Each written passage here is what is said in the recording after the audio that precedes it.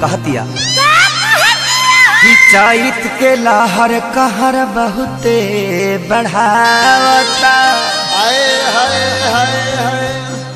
कि चैत के लहर कहर बहुते बढ़ावता कि चढ़ली जवानिया में अगिया लगावता। अरे क्यों ए राजा का हो? तू तो परदेसवा में काटतर चानी। चुप रहा। अभी गढ़ता मन जब खेसरिया चैत गावता।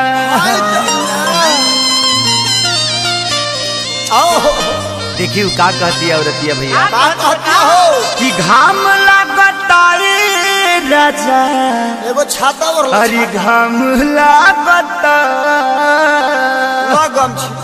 कि घाम लगता रे राजा घाम लगता आखिर काठी में घाम लगता रे राजा घाम लगता घाम लगता रे राजा घाम लगता टूटा बहराम करे लालराम टूटा बहराम करे लालराम चैत में हमरा घाम लगता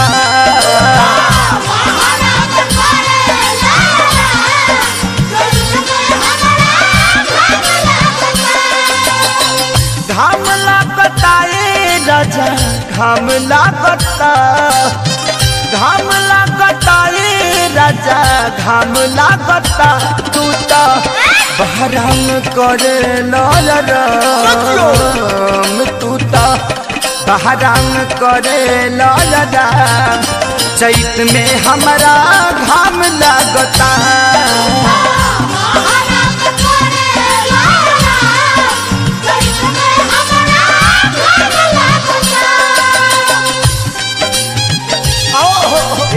पंकज अरे दिया हो राजा अरे बजा के बाजा ए बुलबुल भैया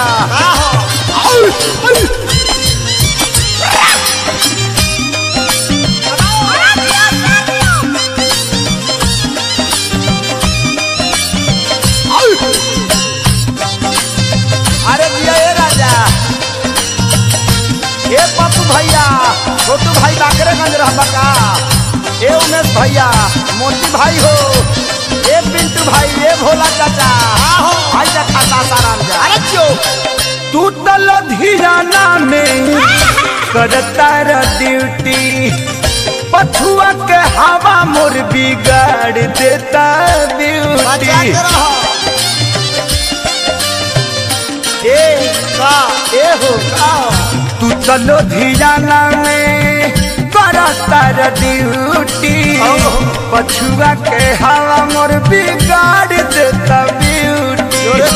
घाम लगता ये डियर घाम लगता घाम लगता ये डियर घाम लगता गर्मी सहत नइखे नरम नरम चाम गर्मी सहत नइखे नरम हमर चाम चैत में बड़ा घाम लगता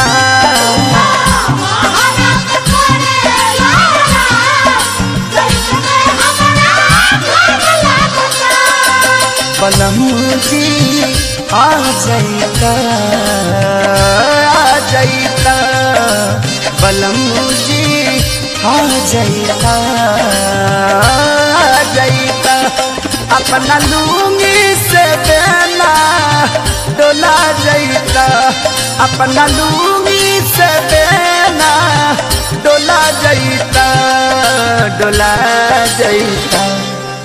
बलमू जी आ जाइता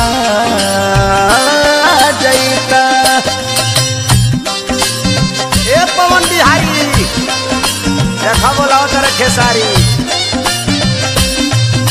ए बजरंगी बाबा